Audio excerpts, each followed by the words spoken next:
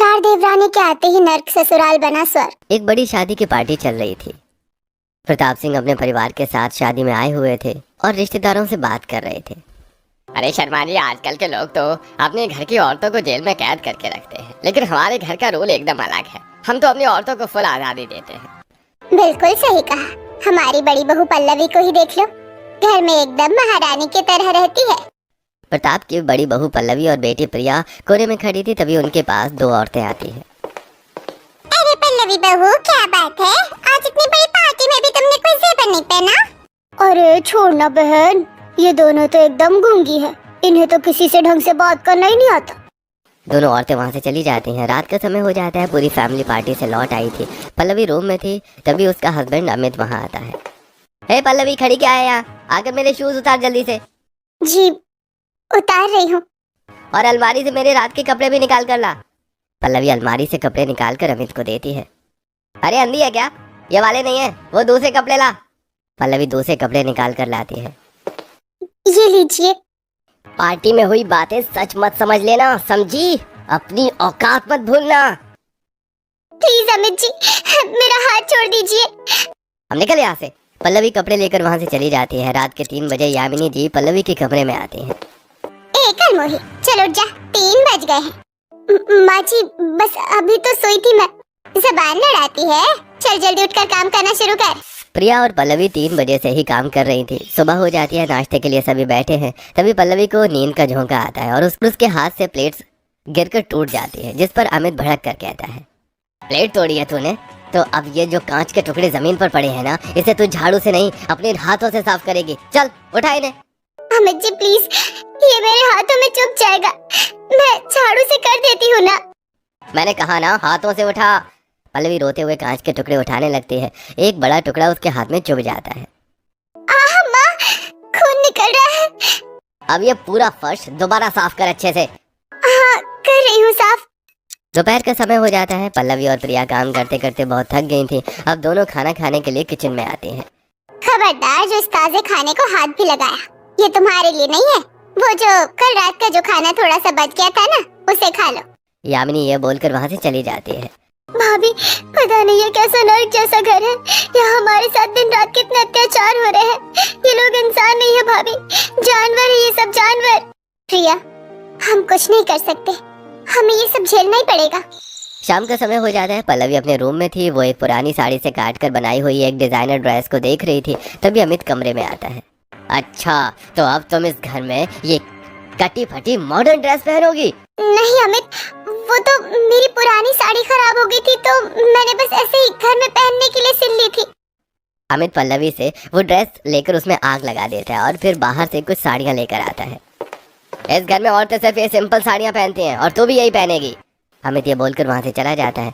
कुछ समय बीत जाता है। रात का समय हो जाता है। पल्लवी अपने कमरे में थी और एक कोने में बैठकर रो रही थी। तभी अमित शराब पीकर वहाँ आता है। पल्लवी, मेरे लिए जल्दी से खाना ला। पल्लवी जल्दी से खाना लाती है। अमित थोड़ा सा खाना खाता है और फिर खाने की थाली को फेंक देता है। ये क्या कचरा बनाया है तूने? न नमक है न मिर्च। तू मुझे मारना चाहती है क्या?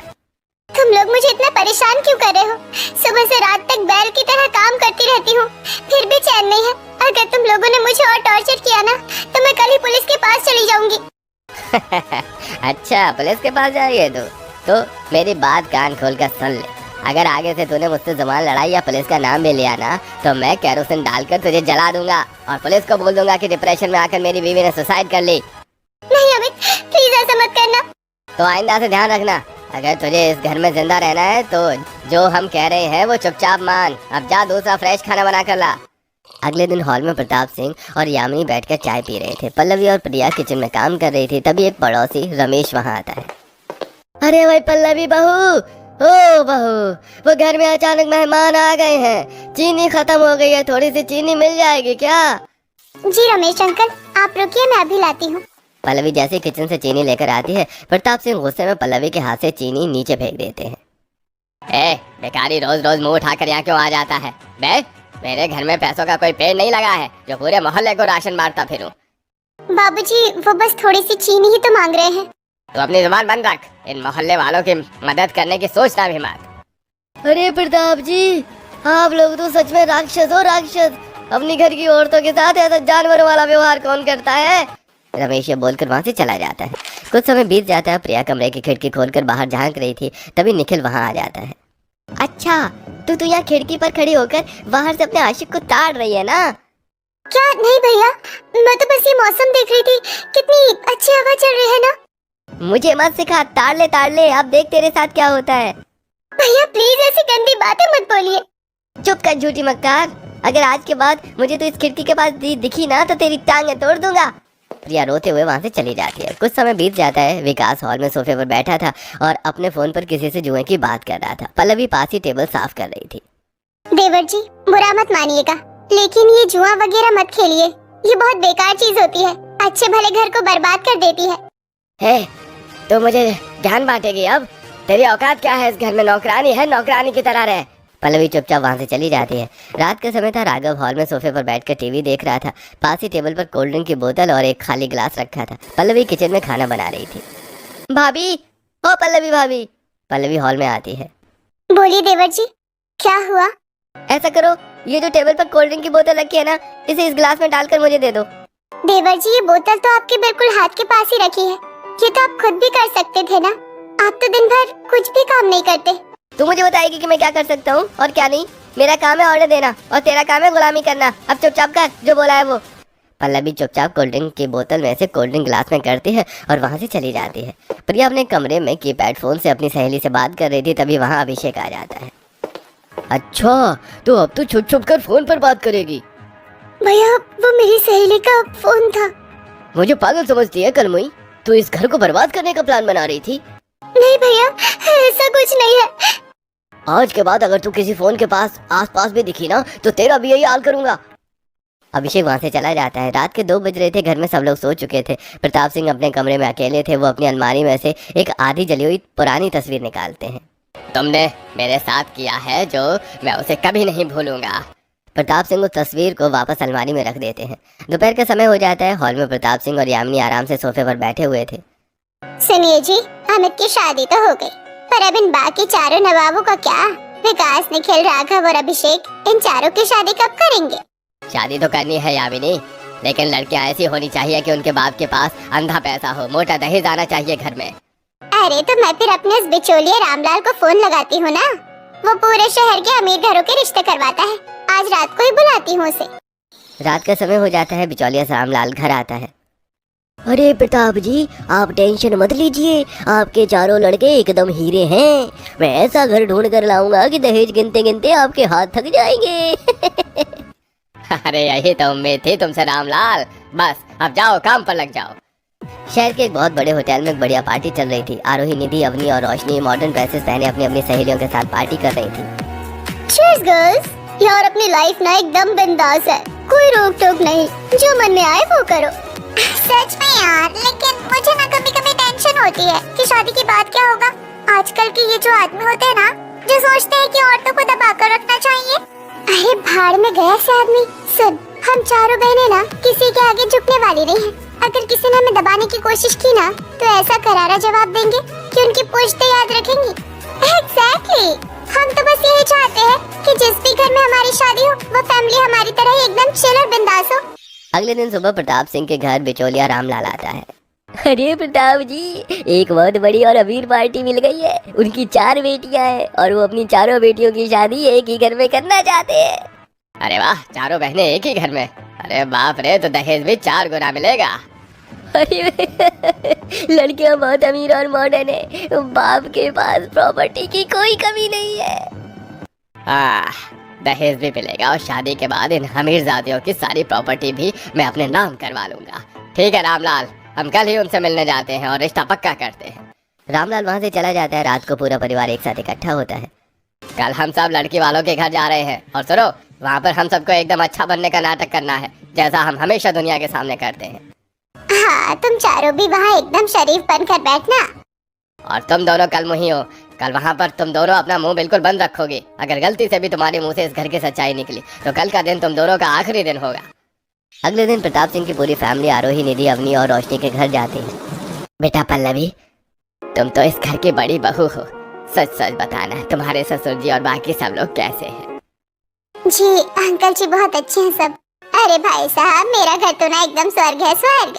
हम लोग उन बिछड़ी सोच वालों में से नहीं है जो औरतों को दबा कर रखते हैं। यार आंटी जी तो कितनी स्वीट और मॉडर्न है, और ये चारों लड़के भी कितने डिसेंट लग रहे हैं। बस प्रताप जी, आपके लोगों से ये बातें सुनकर मेरा दिल खुश हो गया। मुझे मेरी चारों बेटियों के लिए इससे अच्छी फैमिली नहीं मिल सकती। मेरी तरफ से ये रिश्ता पक्का है। और कुछ ही दिनों बाद आरोही, निधि, अवनी और रोशनी की शादी हो जाती है। चारों का गृह प्रवेश हो गया था। सब लोग हॉल में बैठे हुए थे। हाँ बेटा, तुम लोग जैसे चाहो वैसे रह सकती हो, जो मर्जी हो वो कपड़े पहन सकती हो। अगर कोई भी परेशानी हो ना तो सीधा अपनी इस माँ को बताना। Thank you so much mummy ji, आप लोग सच में बहुत अच्छे हो। वहीं दूर खड़े होकर पल्लवी और प्रिया ये सब देख रही थी। देख रही है प्रिया, कितना बड़ा ड्रामा कर रहे हैं ये लोग, बेचारी लड़कियाँ। मुझे इन चारों पर तरस आ रहा है। पता नहीं ये राक्षस अब इन चारों के साथ क्या करेंगे। मुझे तो बहुत डर लग रहा है भाभी। अगली सुबह चारों सुबह जल्दी उठ जाती हैं। वो नहा धोकर घर में मंदिर ढूंढ रही थी, लेकिन पूरे घर में कहीं कोई मंदिर नहीं था। यार ये कैसा घर है, इतना बड़ा घर है लेकिन भगवान का एक छोटा सा मंदिर भी नहीं है। अरे छोड़ ना, मुझे पल्लवी भाभी के रूम से ये भगवान जी की तस्वीर मिल गई है। अपन ये एक टेबल पर रखकर पूजा कर लेते हैं। चारों भगवान की तस्वीर को एक टेबल पर रखकर पूजा करने लगती हैं। तभी वहाँ प्रताप सिंह और चारों लड़कियों के हस्बैंड आ जाते हैं। ये क्या चल रहा है मेरे घर में? किसने कहा तुम लोगों को यहाँ ही अगरबत्ती जलाने के लिए? पापा जी, हम तो बस पूजा कर रहे थे। आपने ही तो कहा था कि घर को स्वर्ग बनाना है, और स्वर्ग में पूजा पाठ तो होती ही है ना। स्वर्ग? अरे ओ अमीरजादियों, ये घर स्वर्ग नहीं, ये मेरा नर्क है। और यहाँ औरतों के साथ वो होता है जो तुमने कभी सपने में भी नहीं सोचा होगा। सुना नहीं पापा ने क्या कहा? विकास वहाँ से भगवान की तस्वीर को हटा देता है। यार ये लोग क्या बोल रहे हैं? ये लोग ऐसे बिहेव क्यों कर रहे हैं? कुछ समझ नहीं आ रहा यार। जब ये लोग हमें देखने आए थे तब तो इतने स्वीट और मॉडर्न थे, अब इन सबको क्या हो गया? अगले दिन आरोही, निधि, अवनी और रोशनी अच्छे मॉडर्न कपड़े पहनकर बाहर जा रही थी। उनके चारों पति विकास, निखिल, राघव और अभिषेक आकर उन्हें रोक देते हैं। एक्सक्यूज मी विकास, थोड़ा साइड हो ना, हम लोग पास वाले मॉल तक जा रहे हैं। ये सब तुम्हारे बाप के घर में चलता होगा। यहाँ इस घर की औरतें घर की दहलीज पार नहीं करती। आप लोग हमें रोक नहीं सकते, हम तो जाएंगे। ज्यादा हीरोइन बनने की कोशिश मत कर, बाहर कदम रखने की सोचना भी मत, वरना तुम चारों की टांगे तोड़ दी जाएंगी। चारों डर जाती हैं और घबराती हुए वापस अंदर चली जाती हैं। कुछ देर बाद चारों एक साथ इकट्ठा होती हैं। यार मुझे यहाँ बहुत गड़बड़ लग रही है, ये लोग तो एकदम बेकार है। मैं डैड को फोन कर रही हूँ। हाँ, मैं भी मॉम को लगा रही हूँ।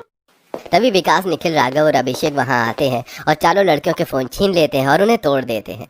इस घर की औरतें फोन का इस्तेमाल नहीं करती और ना ही कभी कोई करेंगी। आइंदा से इस घर में किसी ने फोन को हाथ भी लगाया ना, हाथ काट दूंगा। और ये तुम अमीरजादियों वाले उल्टे सीधे और स्टाइलिश कपड़े पहनकर घूम रही हो ना, ये यहाँ नहीं चलेंगे। वो जो साड़ियाँ अलमारी में रखी हैं एकदम सिंपल वाली, वो पहन कर रहो इस घर में। तुम लोग ऐसा नहीं कर सकते हमारे साथ, हम पुलिस को बुला लेंगे। अगर तुम में से किसी ने भी ज्यादा मुंह खोला ना तो तुम्हें जान से मार दिया जाएगा, और दुनिया वालों को हम कह देंगे कि तुम चारों किसी आशिक के साथ भाग गई या तुमने सुसाइड कर ली। तुम्हारे मॉम डैड जिंदगी भर रोते रहेंगे और हमारा कोई कुछ नहीं उखाड़ पाएगा। कुछ समय बीत जाता है। रात यामिनी गर्म पानी बहुओं पर डाल देती है। क्या हुआ माँ जी?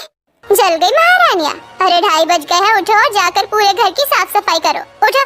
सासू माँ, अभी रात के सिर्फ 2:30 बजे हैं। घर इतना बड़ा भी नहीं है कि इसे साफ करने में सुबह हो जाए। जबान लड़ाती है मेरे सामने। तुम लोग यहाँ ऐश करने नहीं आई हो, नौकरानियाँ हो इस घर की। चुपचाप जाकर काम करो। चारों किचन में आती हैं तो देखती हैं कि पल्लवी और प्रिया पहले से ही काम कर रही थी। यार आरोही, पल्लवी भाभी और प्रिया को देख, लगता है इनके साथ ये सब कुछ बहुत पहले से हो रहा है। आरोही, निधि, अवनी और रोशनी घर की साफ सफाई करने में लग जाती हैं। गाइस ये लोग बहुत बेकार हैं। दिखने में कितने अच्छे और शरीफ बनते हैं, लेकिन असल में ये लोग इतने अच्छे हैं नहीं। पर हम रोने धोने वाली बेचारी अबला नारी नहीं है, अब हम इन लोगों को छोड़ेंगे नहीं। बिल्कुल। आरोही और निधि पल्लवी और प्रिया के पास जाती हैं। भाभी एक बात पूछूं, ये सब जो हमारे साथ आज हो रहा है, ये आपके साथ कब से हो रहा है? कई सालों से निधि, जब से मैं इस घर में आई हूँ तब से मुझ पर और प्रिया पर यही अत्याचार हो रहा है। भाभी आप टेंशन मत लो, अब हम 4 बहनें आ गई है ना, अब इस घर का पूरा सिस्टम हम बदलेंगे। सुनो मेरी बात, हम रोकर या लड़कर कुछ नहीं कर सकते, हमें दिमाग से काम लेना होगा। सबसे पहले हमें अपने अपने हस्बैंड्स को ठीक करना होगा, क्योंकि उनके अंदर बहुत बुराइयां हैं। एक बार वो हमारे कंट्रोल में आ गए, फिर हम सासू माँ को ठीक करेंगे और सबसे एंड में उस ससुर जी को। डन, आज से हम सब कुछ ठीक करना शुरू करते हैं। इस नर्क जैसे घर को हम स्वर्ग बनाकर ही दम लेंगे। अगले दिन सुबह निधि छत पर खड़ी होकर कपड़े सुखा रही थी, तभी उसका पति निखिल वहाँ आ जाता है। यहाँ छत पर क्या कर रही हो? और ये दूसरों के घरों में क्या ताक झांक चल रही है तेरी? अच्छा, आपको ये लग रहा है कि मैं दूसरों के घरों में ताक झांक कर रही हूँ? ठीक है, मान लिया कि मैं ताक झांक कर रही थी, क्योंकि आपको ऐसा लग रहा है। क्या कह रही है तू? सच ये है कि मैं यहाँ सिर्फ कपड़े सुखाने आई थी। आप खुद देखिए, बाल्टी में गीले कपड़े रखे हैं। लेकिन प्रॉब्लम ये है निखिल जी कि आपको दूसरों पर शक करने की बीमारी है। क्या बकवास कर रही है तू? मैं कोई बीमार नहीं हूँ। ऐसे तो मैं भी आप पर शक कर सकती हूँ ना। जब आप बाहर जाते हैं तो मैं भी सोच सकती हूँ कि आपका किसी लड़की के साथ अफेयर चल रहा है। आप फोन पर दिन भर लगे रहते हैं। मैं भी सोच सकती हूँ कि आप किसी लड़की से बात कर रहे हो। अरे ऐसा कुछ नहीं है। मुझे पता है आप जैसे भी हैं, लेकिन है तो मेरे हस्बैंड ही ना। और मुझे आप पर इतना तो भरोसा है कि आप मुझे धोखा नहीं देंगे। ये बोलकर निधि वहाँ से चली जाती है। रात हो जाती है। निखिल अपने कमरे में लैपटॉप पर कुछ कर रहा था। अच्छा, मुझे भी आप पर पूरा शक हो रहा है। रात के 11 बज रहे हैं। पक्का आप ऑनलाइन किसी लड़की से बात कर रहे हो ना? दिमाग खराब हो गया है क्या तुम्हारा? मैं कोई चैट नहीं कर रहा हूँ। ऑफिस का एक जरूरी काम कर रहा था। तुम मुझे ऐसे फालतू में परेशान मत करो। अच्छा, सिर्फ एक बार मैंने आप पर शक किया तो आप इतने इरिटेट हो गए? आपको इतना बुरा लग गया? निखिल जी सोचो, जब आप 24 घंटे हर बात पर मुझ पर शक करते हो तो मुझे कैसा फील होता होगा? निखिल ये सब सुनकर इमोशनल हो जाता है। तुम सही कह रही हो निधि। मुझे बुरा लगा तुम्हारी बात का। मैं सच में बहुत ज्यादा शक करता हूँ। पर आप ऐसे क्यों हो? क्योंकि मुझे ये तो पता है कि आप बुरे नहीं हो। क्या करूँ निधि, पापा ने बचपन से यही सिखाया है कि औरतों पर कभी भरोसा मत करना, उन पर शक करना, वो बेकार और धोखेबाज होती है। मैंने यही सब सीखा, लेकिन आज मुझे समझ आ गया है कि मैं गलत था। आई एम सॉरी निधि।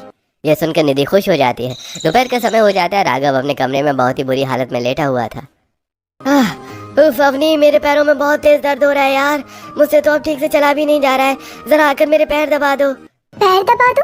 क्यों राघव जी, आप तो दिन भर सोफे पर राजाओं की तरह लेटे रहते हैं। फिर ये कमजोरी और दर्द कहाँ से आ गया?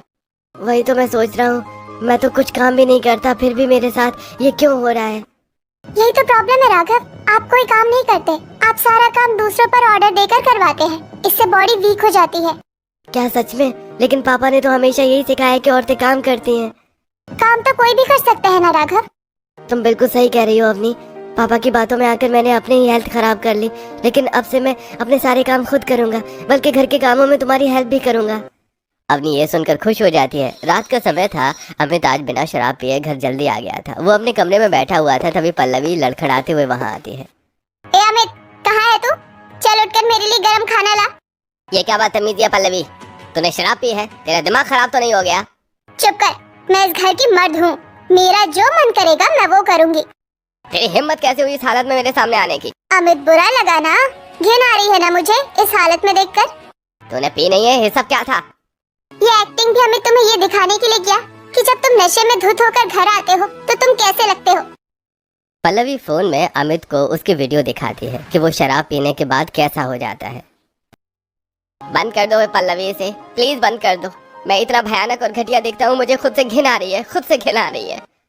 मुझे पता है आप इतने बुरे नहीं हो, लेकिन ये शराब आपको राक्षस बना देती है। सोचो मैं रोज इस राक्षस को कैसे बर्दाश्त करती हूँ। आई एम सॉरी पल्लवी, मैंने अनजाने में इतना बड़ा अत्याचार किया। मेरी वजह से तुमने क्या क्या नहीं झेला। मैं कसम खाता हूँ पल्लवी कि मैं आज के बाद कभी भी शराब नहीं पीऊंगा। मुझे बस यही अमित वापस चाहिए था। अगले दिन विकास अपने लैपटॉप पर ऑनलाइन पैसे में जुआ खेल रहा था। विकास, एक मिनट, अपना ये गेम बंद करोगे? मुझे तुमसे कुछ जरूरी बात करनी है। अरे यार डिस्टर्ब मत करो। तुम अपनी जिंदगी बर्बाद कर रहे हो विकास। तुम्हारे बाकी भाइयों को देखो, वो लोग बिजनेस में ध्यान दे रहे हैं, जगह जगह अपना पैसा इन्वेस्ट कर रहे हैं, और एक तुम हो जो हवा में पैसे उड़ा रहे हो। तो मुझे ज्ञान मत दे। मैं एक ही बार जितना पैसा जीतूंगा कि सब देखते रह जाएंगे। जो आज तक किसी का सगा नहीं हुआ है विकास। आगे अपने फ्यूचर के बारे में तो सोचो। कहीं ऐसा ना हो कि ये जुआ खेलते खेलते तुम एक दिन सड़कों पर आ जाओ और भीख मांगनी पड़े। तेरा लेक्चर खत्म हो गया तो अब जा यहाँ से। आरोही वहाँ से चली जाती है। यार आरोही सही तो बोल रही थी। मैंने अपनी जिंदगी में अभी तक क्या ही कमाया है। मेरे बाकी भाई कितना अच्छा बिजनेस कर रहे हैं और एक मैं हूँ जो फालतू में पैसा बर्बाद कर रहा हूँ। आज फिर 50,000 रुपए हार गया। पर मैं क्या करूँ, मुझे इस चीज की गंदी लत लग गई है। विकास आरोही के पास आता है। आरोही, तुम जो मुझे समझाना चाह रही थी वो मुझे अब समझ आ गया है। तुम सही थी। तो फिर खेलते क्यों हो? मैं क्या करूँ, मुझे इसकी लत लग गई है। विकास एक काम करो, तुम्हारे पास तुम्हारे बैंक में पर्स में जितना भी पैसा है ना, तुम वो सारा पैसा या तो मेरे अकाउंट में ट्रांसफर कर दो या फिर सासू माँ को दे दो। सारा पैसा? पर क्यों? सिंपल सा लॉजिक है। जब तुम्हारी जेब में पैसा ही नहीं होगा तो तुम जुआ कैसे खेलोगे? ये आइडिया एकदम परफेक्ट है। आज से मैं जुआ नहीं खेलूंगा। थैंक यू आरोही, मुझे इस बर्बादी से बचाने के लिए। अगले दिन अभिषेक रोशनी के साथ एक बैंक में काम से आया हुआ था। दोनों एक लंबी लाइन में खड़े थे। अभिषेक के सामने एक कपल खड़ा था। जॉन, तुम थक गई होगी ना लाइन में खड़े खड़े? लाओ ये बैग मुझे दे दो। थैंक यू बेबी, आप कितने स्वीट हो। अभिषेक उसको ध्यान से देख रहा था। अरे रोशनी डार्लिंग, तुम थक गई होगी ना खड़ी खड़ी, तुम बैठ जाओ जाकर, मैं लाइन में लगा हूँ। एक्सक्यूज मी, ये क्या डार्लिंग डार्लिंग लगा रखा है? आपकी तबीयत तो ठीक है ना? अरे धीमे बोल, सब देख रहे हैं। क्यों धीमे बोलो? घर पर तो तुम 24 घंटे चिल्लाते रहते हो और यहाँ 4 लोगों के सामने जेंटलमैन बनने का ड्रामा कर रहे हो। बैंक में खड़े सारे लोग अभिषेक को देखने लगते हैं और कुछ लोग हंसने लगते हैं। कुछ देर बाद काम खत्म करके अभिषेक और रोशनी बैंक के बाहर आ जाते हैं। ये क्या तमाशा था रोशनी? तुमने मेरे यहाँ इतने सारे अनजान लोगों के सामने सरेआम बेइज्जती कर दी। लोग मेरे बारे में क्या सोच रहे होंगे? अच्छा, अब मैंने सिर्फ 2 कड़वी बातें पब्लिक में बोल दी तो तुम्हें इतना बुरा लग रहा है? और जो तुम मुझे 24 घंटे पूरे परिवार और कभी-कभी मेहमानों के सामने गालियाँ देते हो, तब मेरा क्या? क्या तब मुझे बुरा नहीं लगता होगा? क्या मेरी कोई सेल्फ रिस्पेक्ट नहीं है? तुम भी तो ये सोचो अभिषेक कि जब तुम किसी को गाली देते हो तो उसे कितना बेकार फील होता होगा। रोशनी, मुझे सच में आज तक ये फील नहीं हुआ था कि मेरे शब्दों से तुम्हें कितनी चोट पहुंचती है। मुझे लगता था कि मर्द गालियां दे सकते हैं, ये नॉर्मल है, लेकिन आज जब मुझे वो दर्द खुद महसूस हुआ तो समझ आया कि मैं कितना गलत था। मुझे माफ कर दो रोशनी, आज के बाद मेरे मुंह से तुम्हारे लिए किसी के लिए भी कोई गाली नहीं निकलेगी। चलो देर आए दुरुस्त आए, अब घर चले जाना। दोनों हंसते हैं और कार में बैठकर वहां से चले जाते हैं। रात को आरोही, निधि, अवनी, रोशनी और पल्लवी एक साथ इकट्ठी होती हैं। गर्ल्स, मिशन सक्सेसफुल रहा। हम पांचों ने अपने अपने पतियों के दिमाग का कचरा साफ कर दिया है। सच में आरोही, मुझे तो यकीन ही नहीं हो रहा कि अमित ने शराब छोड़ दी है। पति तो सुधर गए, अब सासू माँ यानी यामिनी जी को सुधारना है। तभी प्रिया बड़बड़ाते हुए कमरे में आती है। भाभी, मम्मी जी की तबीयत बहुत खराब है। लो, भगवान ने खुद हमें मौका दे दिया। सासू माँ बीमार है ना, तो अब हम सब एक बहुत बड़ा ड्रामा करेंगे। कैसा ड्रामा रोशनी? हमें तो उनकी मदद करनी चाहिए ना। अगर हम अभी उनकी मदद करेंगे तो वो हमें फिर से नौकरानी ही समझेंगी। हमें उन्हें उनकी असलियत दिखानी है। सब ध्यान से सुनो, अब हम पांचों सासू माँ की कोई केयर नहीं करेंगे। हम अपने अपने पतियों को भी बोल देंगे कि वो अपनी माँ की कोई बात न सुने और उन्हें इग्नोर करे, तब उन्हें अपनी गलती का एहसास होगा। यामिनी जी कमरे में बिस्तर पर लेटी हुई थी। अरे अमित, विकास, अभिषेक, कोई है? जरा एक गिलास पानी तो दे दो। पांचों बेटे वहां आते हैं। क्या है मम्मी, दिन भर चिल्लाती रहती हो, हमें और भी काम है या नहीं? पांचों बेटे यामिनी को इग्नोर करके वहां से चले जाते हैं। तभी प्रताप सिंह वहां आते हैं। अरे चल जल्दी से उठ और मेरे लिए एक बढ़िया सी स्पेशल चाय बना। मुझे बस तेरे हाथ की कड़क चाय पीनी है। जी, मुझे बहुत तेज बुखार है, मैं खड़ी भी नहीं हो पा रही हूँ। आज इन बेटों के लिए मैंने जिंदगी भर इतना कुछ किया, आज वो मेरी तरफ देख भी नहीं रहे। मैं बीमार हूँ तब भी आप मुझ पर चिल्ला रहे हैं। तो क्या मैं तेरे लिए चाय बनाऊं? प्रताप सिंह गुस्से में वहां से चले जाते हैं। तभी पांचों बहुएं और प्रिया वहां आती हैं। रोइए मत माँ जी, हम है ना आपके पास। पांचों रात भर जाकर यामिनी जी की अच्छे से सेवा करती हैं। अगले दिन वो ठीक हो जाती है और बहुओं से बोलती हैं, मुझे माफ कर दो मेरी बच्चियों, मैंने तुम्हारे साथ बहुत बुरा किया। मैंने तुमसे तुम्हारी आजादी छीनी, तुम पर अत्याचार किया। पर माँ जी, आपने ऐसा किया क्यों? असल में मैं तुम्हारे ससुर की दूसरी बीवी हूँ। मुझे उनसे मजबूरी में शादी करनी पड़ी। मुझे वो धमकाते थे कि अगर मैंने तुम लोगों को आजादी दी, तुम्हें कुछ बताया तो मुझे वो जान से मार देंगे। बस इससे ज्यादा मैं तुम लोगों को कुछ नहीं बता सकती। कोई बात नहीं मम्मी जी, सुबह का भूला अगर शाम को घर आ जाए तो उसे भूला नहीं कहते। अब सासू माँ भी हमारी टीम में है। चलो अब ससुर जी को सुधारने का प्लान बनाते हैं।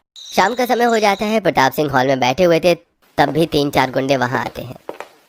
ए बड्डे, बहुत पैसा है ना तेरे पास, निकाल सारा पैसा और प्रॉपर्टी के कागज, वरना आज ही तेरी टिकट काट देंगे। अरे अमित, विकास, कहाँ हो तुम सब? देखो घर में गुंडे आ गए हैं, मारो इन्हें। पांचों बेटे किसी काम से बाहर गए थे। देख लिया बड्डे, तेरे बेटे किसी काम के नहीं है, कोई नहीं आने वाला। अरे कोई तो बचाओ मुझे, अरे मेरे बेटे भी नहीं है यहाँ पर। तभी वहां पांचों बहुएं और प्रिया आ जाती है और गुंडों पर एक एक करके बर्तन फेंकना शुरू कर देती हैं। गुंडे डरकर वहां से भाग जाते हैं। ये देखकर प्रताप सिंह इमोशनल और शॉक हो जाता है। मैं कभी सोच भी नहीं सकता था कि तुम लोग मेरी मदद करोगे। मैंने तुम लोगों के साथ कितना बुरा किया, मुझे माफ कर दो बच्चों। पर बाबूजी क्यों? आखिर आपने हमारे साथ ऐसा क्यों किया? मैं हमेशा से ऐसा राक्षस नहीं था बहू। और बहुत साल पहले अपनी एनिवर्सरी की पार्टी वाले दिन। सुनो, ये सारे गहने इस बैग में क्यों रख रही हो? पहनोगी ना शाम को आज? जी इसलिए एक जगह रख रही हूँ सामान, ताकि शाम को ढूंढना ना पड़े। अच्छा ठीक है, मैं बाकी की तैयारी करके आता हूँ। हलवाई को देख लूँ जरा, तुम भी कर लो तैयारी। और हाँ, I love you my love. जी I love you too. Mama mama mama. क्या हुआ बच्चों, मम्मी कहाँ है और सारा सामान? मम्मा एक अंकल के साथ चली गई, बैग लेके हमको नहीं लेके गई। नहीं नहीं, ये नहीं हो सकता। शिखा, शिखा तो मेरे साथ ऐसा नहीं कर सकती। नहीं, मैं बर्बाद हो गया। उस दिन मैं समझ गया कि औरतें धोखेबाज और बेकार होती हैं। उनको आजादी देना बेकार है। यही मैंने अपने बेटों को सिखाया। पापा जी, एक औरत ने आपको धोखा दिया, इसका मतलब ये तो नहीं ना कि दुनिया की हर औरत एक जैसी हो। 5 उंगलियां बराबर नहीं होती पापा जी। बाबूजी, जो हुआ उसे भूल जाइए। अब आपके बेटे भी अपनी गलती समझ चुके हैं और सुधर गए हैं, और यामिनी माँ भी तो आपके साथ है। प्रताप को पछतावा होता है, सब कुछ ठीक हो जाता है और घर में एक मंदिर बनाया जाता है। लो बड़ी बहू, आज से इस घर की और इस मंदिर की पूरी जिम्मेदारी तुम्हारी और इन चारों की है। बाबूजी, आज सच में लग रहा है कि हमारा घर स्वर्ग बन गया है। ऐसी शाम का वक्त है, संडे का दिन है। सभी बहुएं डाइनिंग टेबल पर बैठी हैं और सबके पति उनको खाना परोस रहे हैं, और प्रताप जी भी अपने हाथों से यामिनी को खाना खिला रहे हैं। अरे आप भी ना बस कीजिए, बहू बेटों के सामने क्या कर रहे हैं? यह मेरा प्यारा स्वर्ग, जिसकी तुम सब औरतें देवी हो।